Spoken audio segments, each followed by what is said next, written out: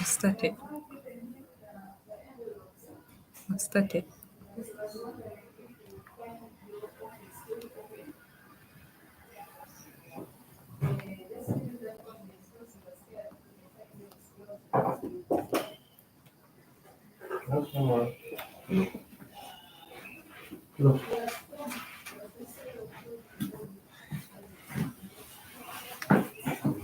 Thanks. You're like,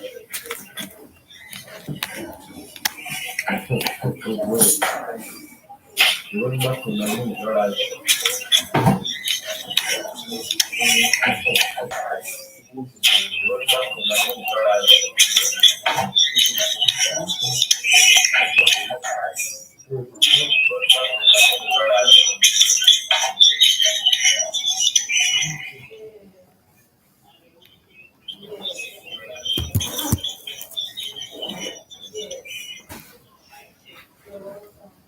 So first join and tell me if you can hear me.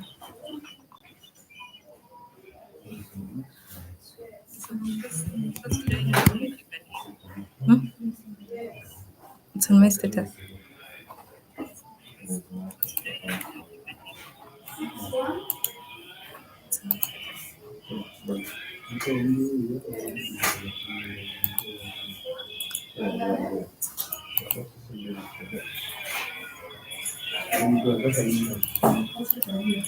Hmm?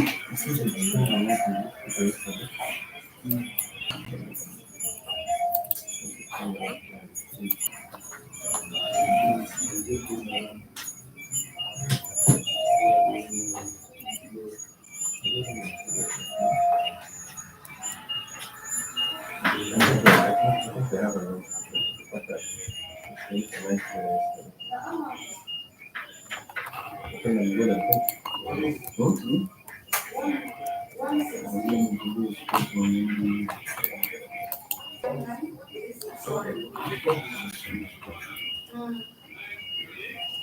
Can you see anything? It's black. Hello? That's better, how are you? Where is that? Hello? You're the walk up there, you're not good on mine.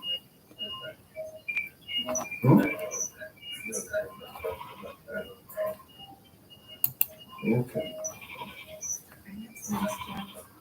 No, I'm using office in a few months. Yeah, and I'm not good on mine.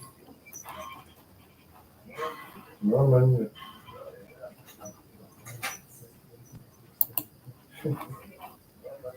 Okay. Got it. Okay, just give me a call when you're back in town.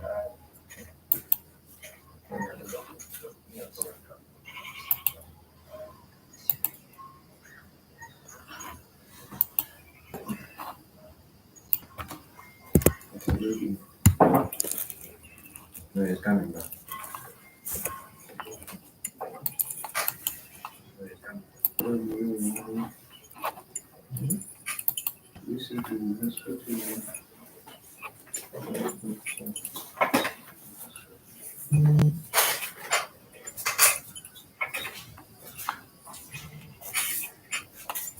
Open your power bank.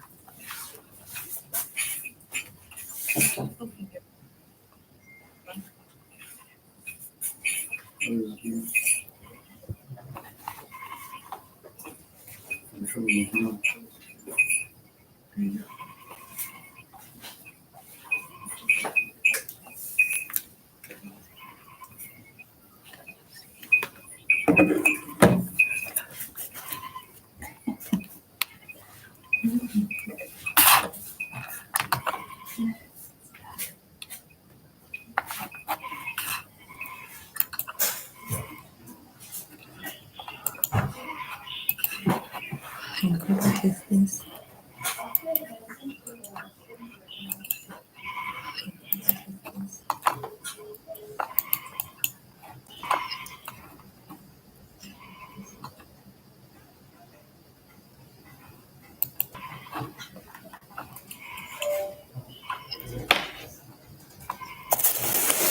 This is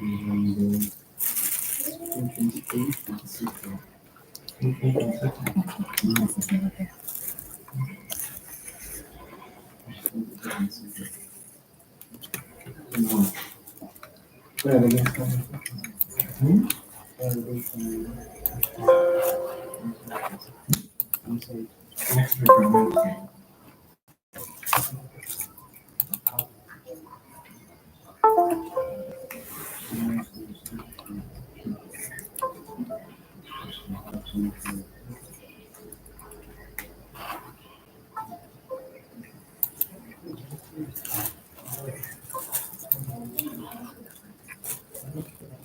Next week on Wednesday.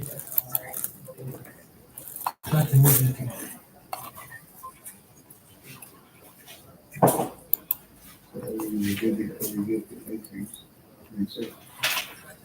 Yeah.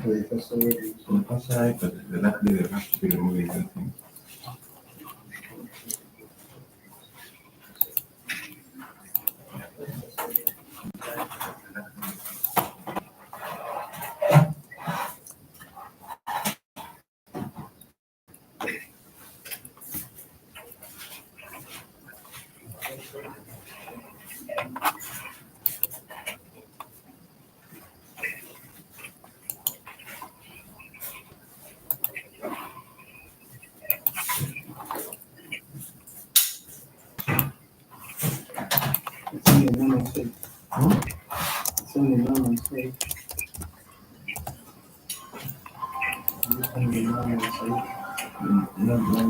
Hi everyone, welcome to today's session of the Lunch and Learn, hosted by Douglas Leadership Academy.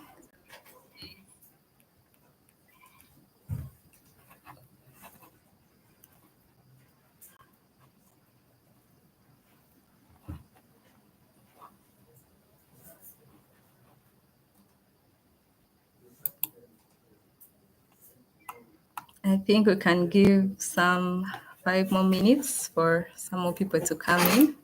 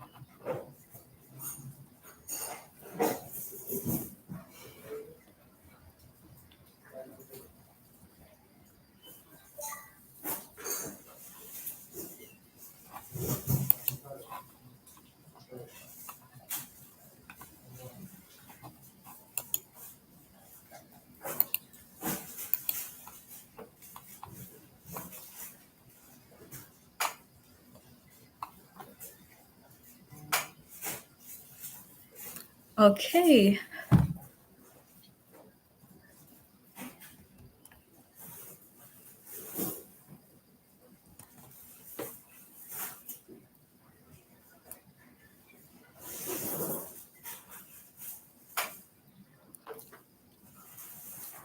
Okay, so I think we can begin now. Thank you so much for everyone that has come so far. We are on our third session of our monthly lunch and learns as Douglas Leadership Academy, and I am honored to have you all today. So, the topic today is uniforms to unemployment. Are your children future ready? Presented by Ramos Michel. So, you're welcome, all of you. My name is Ramos Michel. I am an executive assistant at Douglas Leadership Academy and an alumna of King's College, Budo. Yes, so Douglas Leadership Academy is a company, soon to be a school, that is reimagining what education is in the world. So far, we've started in Uganda, progressing slowly to the rest of the countries. Okay, so this is our team. Um, Kevin Tusime, our founder, and Nabagala Kotni, my colleague and executive assistant also at DLA. So, what is this all about? Well, we're going to talk about the education employment gap, what brings the gap, how we are getting there, and how we can bridge that gap. Yes. So, lost in transition. Before we begin, I would like to acknowledge the incredible work we are all doing in transforming education in Uganda. The lower secondary CBC competency-based curriculum that's being implemented is exactly the kind of forward thinking that we are here to discuss today. So let me start with a story. In 1920, if you walked into a hospital, a factory, and a school, then traveled forward to time in time today, what would you recognize? The hospital? Yeah, they are transforming. We're seeing them move from X-rays to MRIs, from basic surgeries to robotic procedures. Okay, maybe not exactly in Uganda, but we still see it coming. Yes. The factory, it's unrecognizable. Okay, maybe you can look at the walls and remember the past, but we see them move from assembly lines to AI powered automation. But then the school, the desks, chalkboard, teacher at the front, students sitting listening to the teacher, it's quite familiar. Like that's been it. That's been our story since 1920. So this isn't a criticism, it's an opportunity. And Uganda, with our CBC reforms, we are already seizing that opportunity. Now, the changing world of work today. Let me share some global statistics that keep education ministers awake at night. 47% of jobs globally will be impacted by automation. 60% by 2030. The demand for technological skills will increase. 65% of children entering primary school today will work in jobs that don't yet exist. And 40% of children and 40% of creativity and critical thinking demand will rise. That's the percentage, but it will rise. But here's what is exciting. These aren't just challenges. There are opportunities for Uganda to leapfrog to traditional models. Now, recently, I have spent the last few months studying how different countries are responding to these challenges. And what we found is the most innovative schools, they share certain characteristics. They're not trying to predict specific jobs. No, that's impossible. Instead, they're building what we call the future ready competencies. Today, we are seeing our children leave school ill prepared for the workplace, pointing to gaps that need urgent attention. In Uganda, the situation is especially pressing. Half of the population is under 18, yet youth unemployment is among the highest in Africa. Wow. About 700,000 youth enter working age each year, but only 90, but there are only 90,000 formal jobs available annually. Now, these numbers are familiar, but it's become our new normal in Uganda. But for the world today, and the one that we're sending our children into, they demand something completely different. So here's what a future ready graduate would look like. So now imagine a student who graduates with strong foundational understanding. And this is not just memorization, but actual deep understanding, digital literacy, like they don't just use computers, like, okay, I know my way around Microsoft PowerPoint, around Microsoft Office, but they actually create and solve problems with technology. Problem solving and creativity, they approach challenges with creativity and are able to solve them really quickly and innovatively. Collaboration abilities, they are able to work across diverse cultures and disciplines, and entrepreneurial thinking.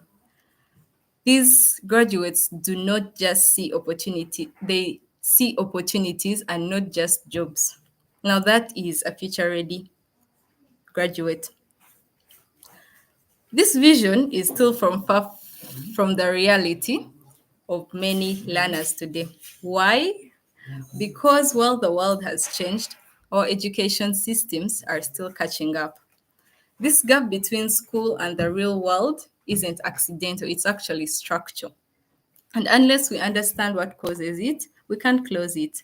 So let's take a look at what brings this gap.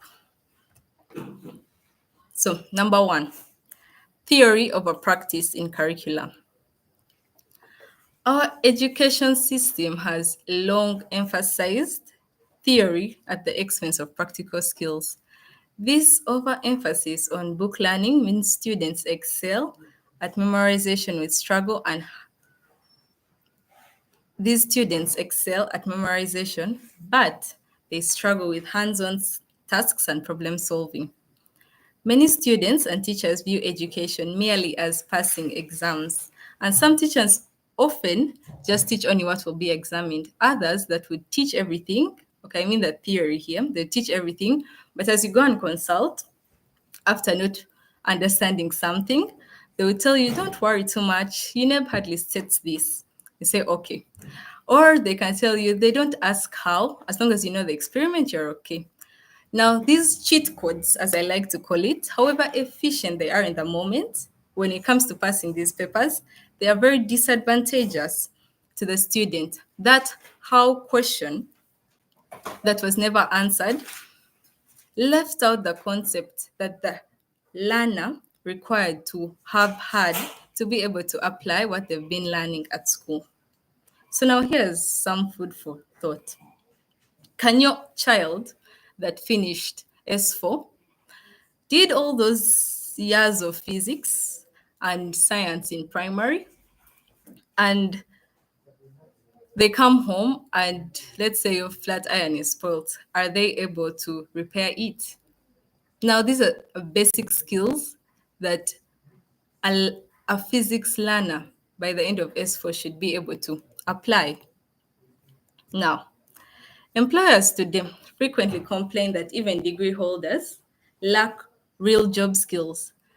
This is what one of them said. Many university graduates show up with qualifications but little hands on experience, while the vocational school graduates are work ready and don't need training from scratch. You see? In short, our system produces knowledgeable but not competent graduates. This reflects the gap between the academic content and practical workplace demands. Well, that's it for theory over practice in curriculum. Now, number two, we see the exam-oriented learning and high-stakes testing. Uganda's secondary schooling has long been driven by the high-stakes tests, the UNEB exams, that dominate educational priorities. Success in these exams is seen as a ticket to good schools and universities, yes, but this creates intense pressure on students, teachers, parents, everyone. It comes time for candidates classes. They tell you from like S3 third term, you're now the candidates, you're now the candidates. So you go for holidays, you're now the candidates, you're now the candidates. That's all that's ingrained in your head. What does this mean? You have to pass, you have to pass. Your parents are buying all the question banks possible. The teachers are coaching, the school is seeing which mock paper have they not received. Parents are, it's so much pressure for everyone in general. But unfortunately, this teaching to the test culture has been encouraged at the expense of actual understanding. We see many secondary schools focusing relentlessly on drilling mock papers, predicted questions, so as to like maximize the D1s.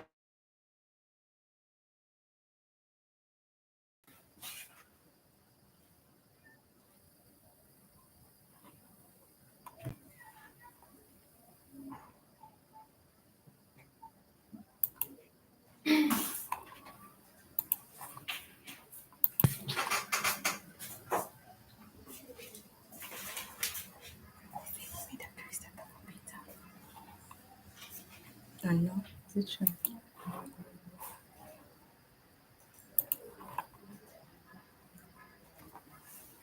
Hi everyone. I apologize for what just happened. I My sincerest apologies. Okay, so I guess the problems started happening when I was talking about exam-oriented learning and high-stakes testing. So I will recap that and speak through it again. Hopefully, nothing else will happen during the rest of this session. Okay, so we're talking about exam-oriented learning and high-stakes testing. Uganda's secondary schools have long been driven by the high-stakes tests. Those are the UNEB exams. O level, we see the UCE exams. A level, we see the USCE exams. Now, these have been dominating educational priorities for a very long time. Yeah. So now, success in these exams have been seen as the ticket to good schools or universities, which creates intense pressure on students, teachers, parents, everyone in general. We see students trying to cram as much as they can before the papers. They have to understand everything. The parents are scrambling here and there. We have to get mock papers, all kinds of question banks for their students, the teachers, coaching class, revision class, remedial class, everything. Everyone is stressed because of these UNEB exams. Now, unfortunately, this teaching to the test culture has been encouraged at the expense of actual understanding. So we see secondary schools today focusing relentlessly on drilling past papers and predicted questions so as they can maximize the D1s, because these exam results, the UNEB results, have been tied to school reputation and whatnot. Now, such an environment leaves very little room for creativity and critical thinking for these students. Maybe the most creative you could get was how what new methods can I invent to stay awake longer, to read more, to get all this stuff in my head. I remember back in high school, I had a friend who used to draw all these cartoons and comics for her history summaries. She said that it helped her to to understand more. Like she would remember these comics, and it's like a whole cartoon in her head when it comes to exams. And she would pass history that way. Now that was creative thinking, I won't lie. But now this Pressure to perform leads to so many unhealthy stuff. There is the stress, yeah, and to some extent, there are also the exam malpractices. Now, the outcome of this is graduates that are experts at passing exams but lack the ability to translate this knowledge into real world solutions, hence limiting the development of job ready competencies. Yeah, so that's it for exam oriented learning and high stakes testing. Now, number three, we see limited practical exposure and experience. Now, students, secondary, university, here in Uganda often have very little exposure to real work environments or applied projects before they graduate. Now, stuff like school workshops, science labs, internships are either non existent or insufficient in most traditional schools. Now, let me give an example. A typical A level student may focus so much on science practicals that are a bit abstract for exam purposes, like let's say refraction through the glass prism. Like I have to get the perfect refractive angle, yeah, all that. But throughout their whole secondary life, they never tackled a real engineering problem or any kind of business project. Now, this is a story in most traditional schools today. Yeah. Um, we're looking at students that come out of school with all this theory in their heads, and applying them is such a big problem. Yeah.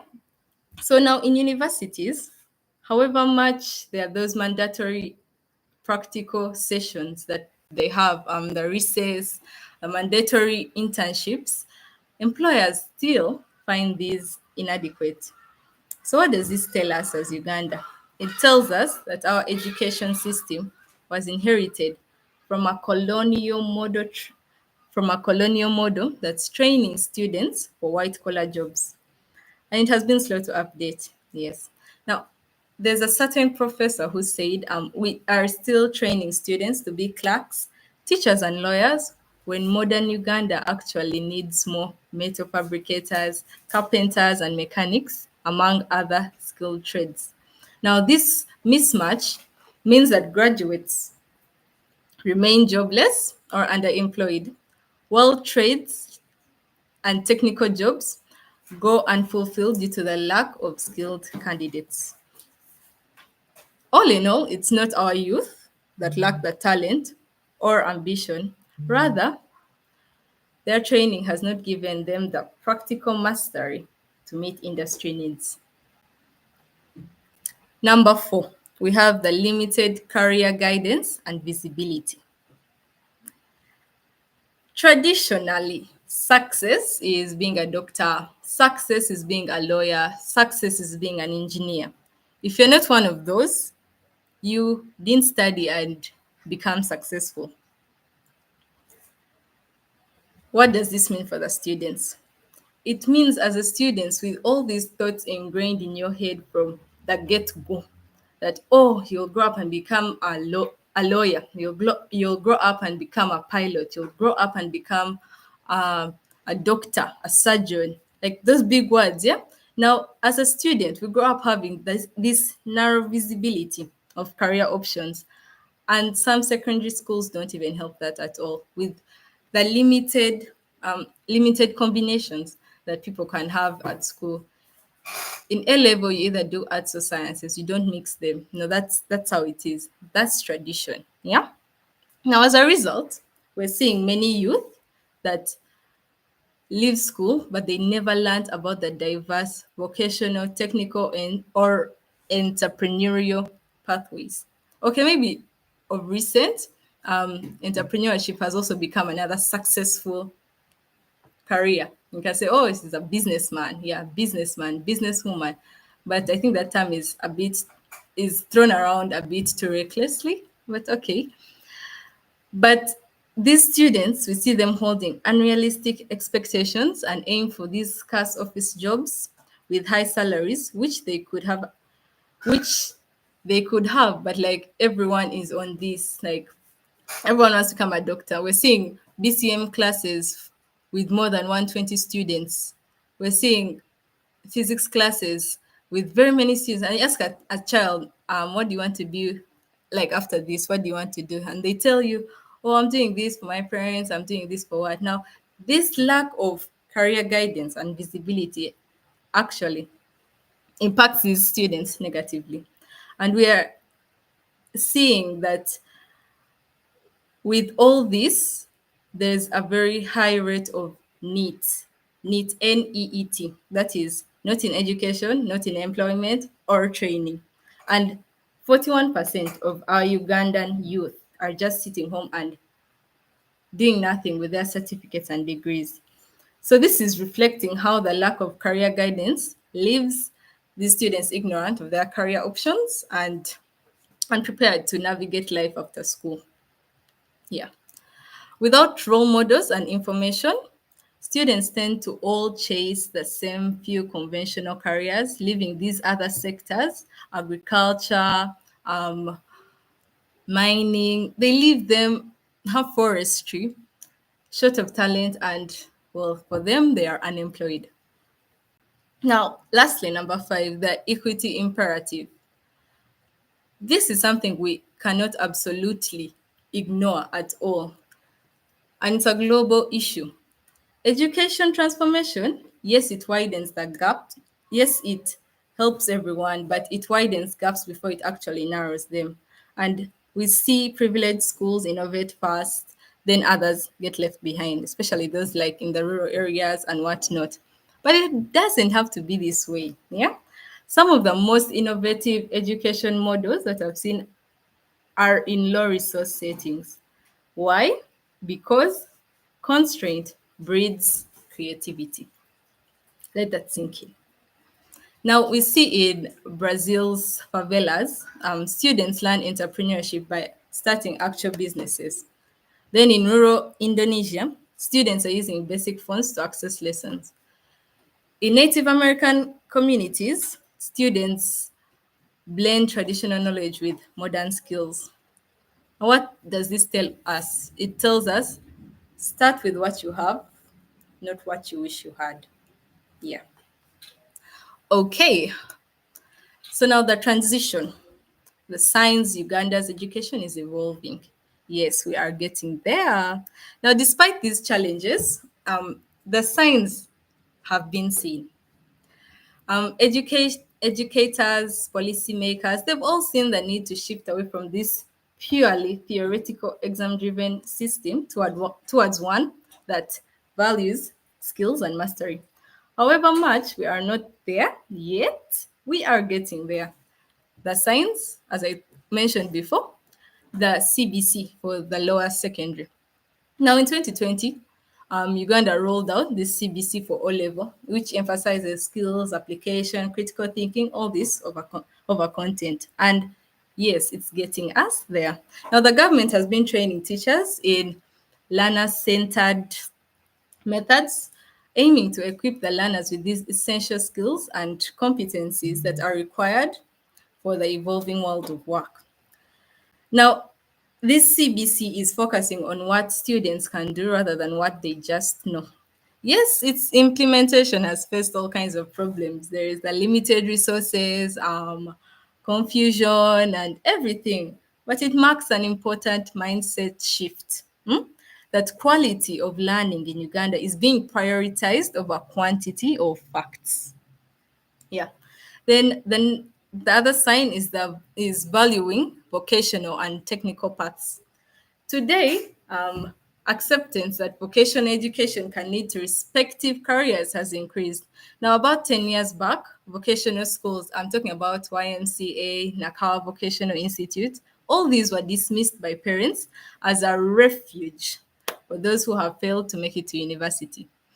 Now, nowadays, well, we can see S4s of branching off to opt for technical school instead of going for A level. And we see these guys come out of school and they are actually accepted. Like parents are now allowing their students to go into this these technical schools and actually do like this practical hands-on education as opposed to the academic. So now this really shows that the practical expertise is gaining respect in Uganda. Now, number three, entrepreneurship and the startup culture. In most countries, a lot of emphasis is placed on internships and entrepreneurial experiences to bridge the education employment gap. Yeah. What is good is Kampala's startup scene is providing new pathways for youth. With the limited formal jobs available, we are seeing very many Ugandans in town, everywhere. Someone is starting their own business through the startups, tech innovations, and also the gig economy. So now everyone is getting a bit of money these days. Yeah. Now, these days, Kampala, we're seeing Kampala hosting innovation hubs, programs that incubate students' ideas. Even Makerere has one, which is good. Then we're also seeing the government, the private sector also stepping in. There was the Youth Venture Capital Fund and Enterprise Uganda, such things that are training the youth in business skills, and they encourage them to view self-employment as a viable route. Now, students with skills in so many areas can directly apply them into the market instead of just sitting home. Yeah. Now, like Safe Border, many people have been employed through it, and such a success story has helped students envision alternative careers beyond the traditional office jobs. Now, this emphasizes that innovation and practical problem solving are rewarded. I'm not saying that we should all now go and become border riders, no, but it's just shining a light on how socialists have thought these days, and they have thought of entrepreneurial endeavors that would benefit their society. So we see in Safe Border that these young guys started it, and we're seeing very many, should I say, semi-skilled laborers get employed into this. They are making ends meet some way somehow. Yeah. So that's it for the transition. Now we are building the bridge from schools to skills to success. We need to pursue we need to pursue sorry we need to pursue reforms that cultivate mastery, practical experience, and career awareness in order to build this bridge between education and employment. Yeah. So my how can we do it? I suggest number one, we adopt mastery based learning. So now, mastery based learning is all about students only moving on when they've truly mastered something. So the idea of all this is instead of teaching to the calendar, you teach to understanding. And instead of the one size fits all pacing, we let students move at their own pace with coaching and feedback, not just marks. Yeah. Now, this isn't a new concept. Yeah. Benjamin Bloom, yeah, talked about it in the 1980s. We're seeing NCDC embedding elements of mastery-based learning in the CBC, the competency-based curriculum. We're seeing things like Khan Academy, XQ schools, and others around the world are applying it just with better tools. Now, let's visualize this. How does mastery-based learning look like in a Ugandan setting? So now imagine you're a teacher in, let's say, S1 math class, and you've just finished the topic on linear equations. Now you gave these students an exam, yeah? And these are the results. David got 90, Sharon got 67, Paizo got 43, and Lydia, poor Lydia, was absent. Now, what do we normally do next week? Traditionally, we'd maybe do corrections or us tell them, oh, most of the class passed. Uh, how they call it? Consult from your peers. That's what we'd normally do, yeah.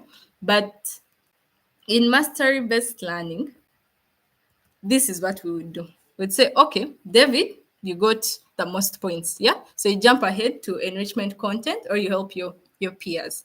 Now, Sharon and Faizo, you stay with the current skill using the video explanations that mastery-based learning provides, hints, practice sets, and everything until you can prove that you've understood linear equations. Then we shall move to the next topic. Maybe let's say quadratic equations, something. Now, Lydia, who missed, she would watch the recorded version of all these, all the of the whole course unit, linear equations. She would watch them and get caught up, does the exam and moves on with her peers. So in all this, we're seeing no one is left behind, no one is held back. You all move at your own pace. Yeah. Now the question is, um, okay, this sounds kind of nice, yeah, but can it work in Uganda? Now this is where a tool comes in, Khan Academy.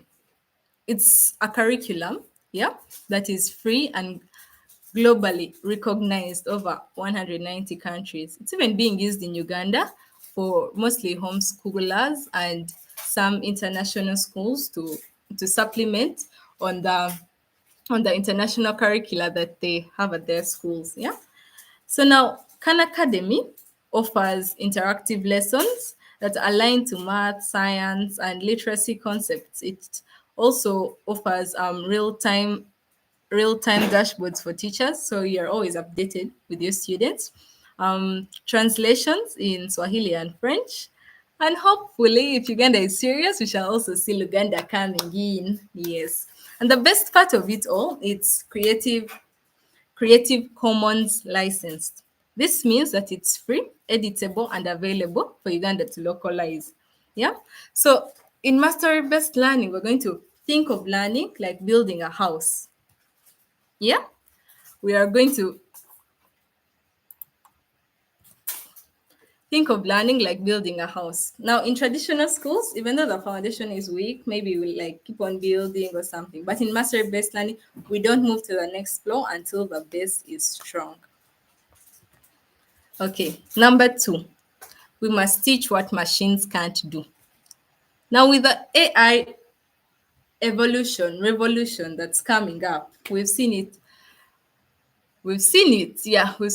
greatly in mostly those countries abroad, and slowly it's coming into Uganda. We're seeing different AI lessons going on, everything. Now with AI, jobs are changing today. Now the routine jobs are disappearing, yeah, and because AI can do them, yeah. So by the time, let's say the S1s, today's S1s, by the time they finish university, that's in like 10, 15, 17 years. Yeah, some of the jobs we're preparing for them may no longer exist. Why? Because of artificial intelligence. So we must ask, are we teaching what lasts? We must focus on things like creativity, problem solving, self direction, emotional intelligence, innovation. Now, such skills that machines cannot replace. And these are skills that the world is willing to pay for. Yeah. Someone who can create all these problems, create all these solutions to various problems, innovate stuff, like use our heads wisely. Yeah. So now mastery based and project based learning, all these are small aspects of CBC. They are really working here. We are seeing the difference between the students that graduated from the old curriculum and the ones that are graduating now from this new curriculum. There's that confidence. Yeah.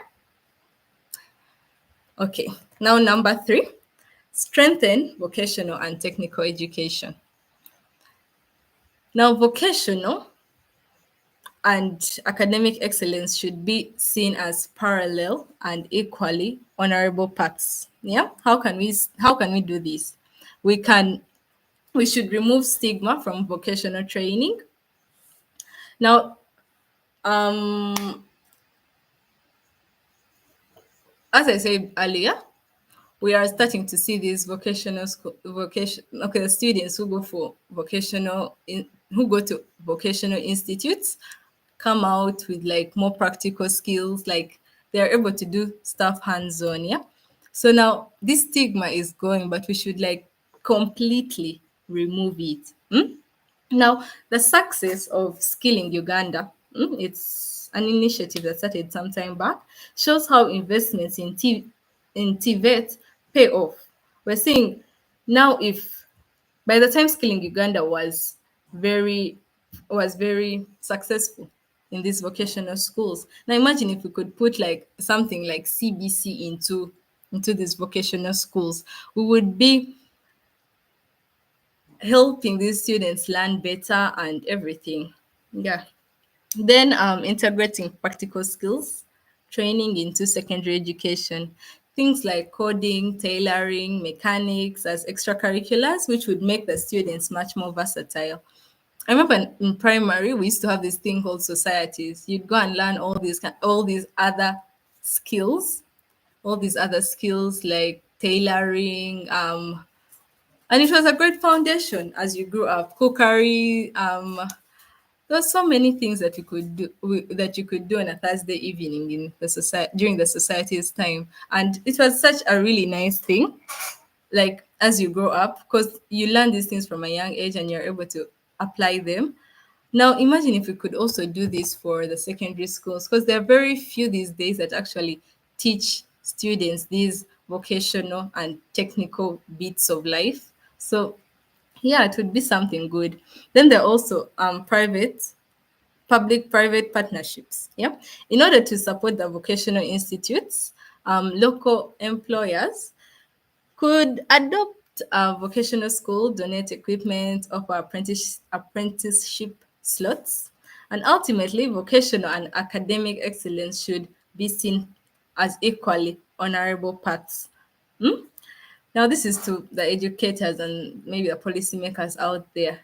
Yes, we government should continue enhancing facilities in technical institutes and ensure standardization such that a student from, let's say, Nakawa Vocational Institute, after they graduate and like get that certificate, it should be seen as something of quality, like it carries quality in the real world as they go out in jobs and what. And this could really solve the unemployment problem here in Uganda. So now emphasizing that these vocational tracks don't attack the traditional system, but instead it augments it. It gives the country a broader base of skilled manpower, which, yeah, would really be helpful for us. Number 4, enhance career guidance and exposure. Now, career days in schools should not only showcase the successful lawyers, successful doctors, the pilots, but also we should bring in successful craftsmen, artists, farmers in order to broaden the students' perspectives.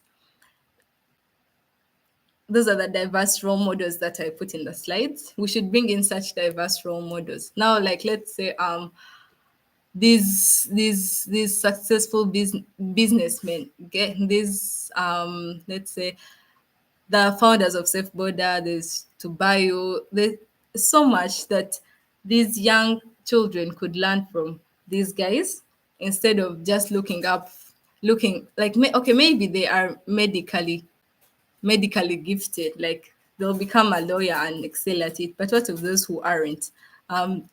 Maybe their expertise is in coming up with ideas. Maybe their expertise is in persistence, in perseverance through everything. Now, these kind of people can channel their gifts into other alternative paths like entrepreneurship.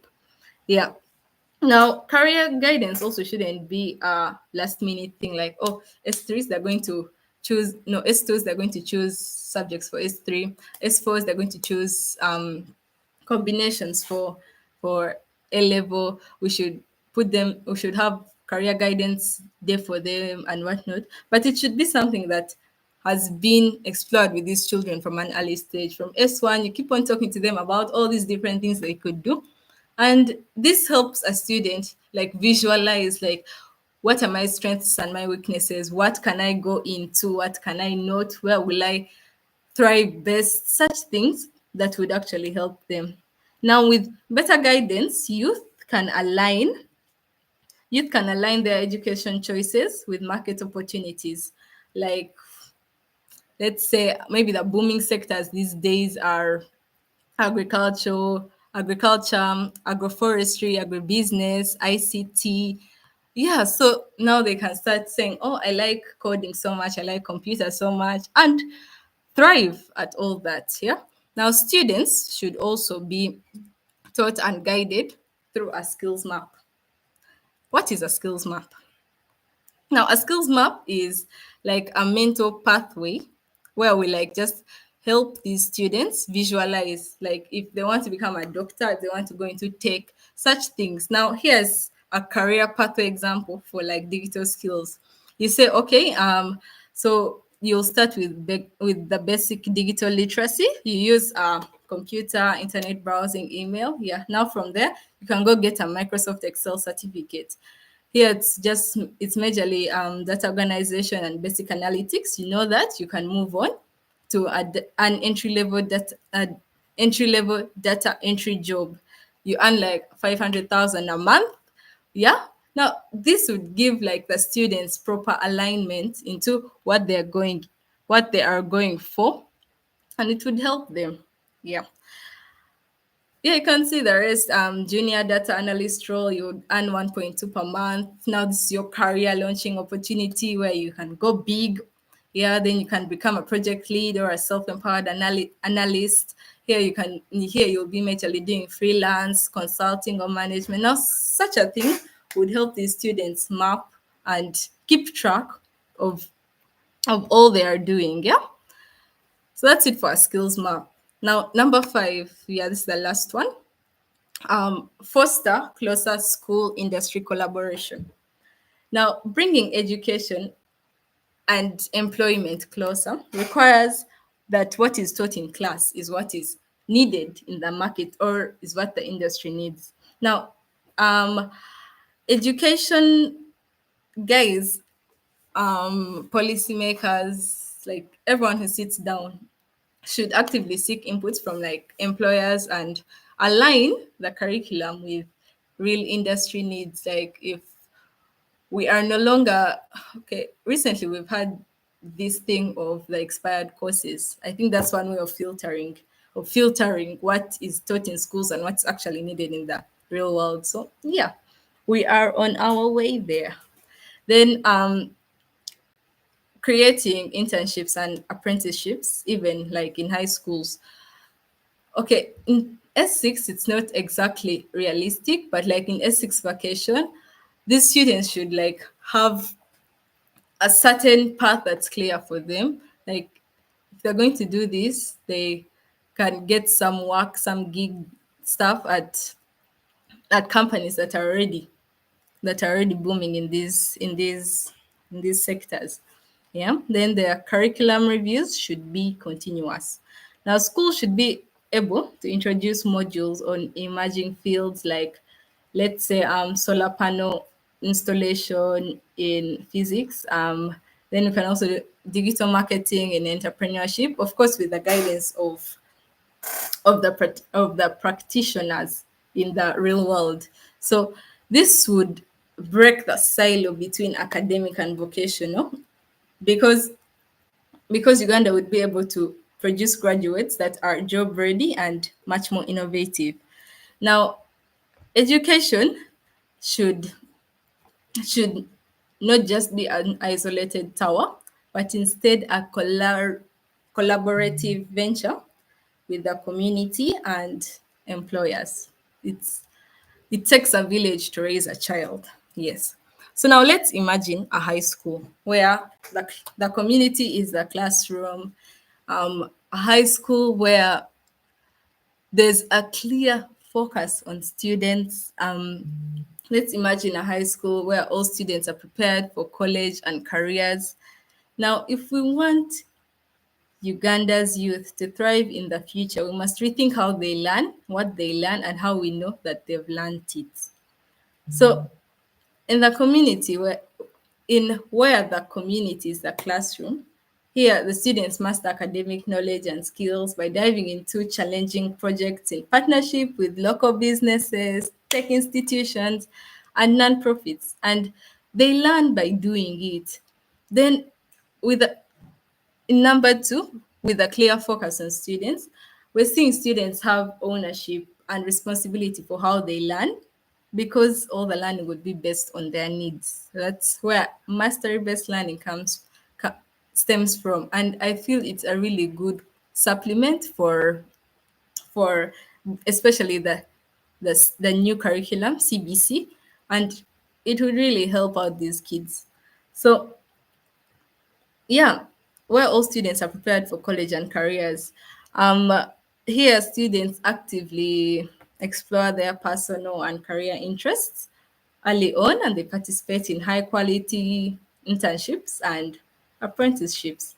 Now, if these are the kind of children, if this is the kind of environment these children are in, I feel like we would be really making a difference out there. So, as I end, education shouldn't just be an isolated tower. I've said this before, but instead a collaborative venture with the community and employers. Then the goal isn't to discard tradition, but to upgrade it. Now, bridging the gap between education and employment isn't about discarding our traditional educational strength, but it's about building on them and reorienting the system towards real world success.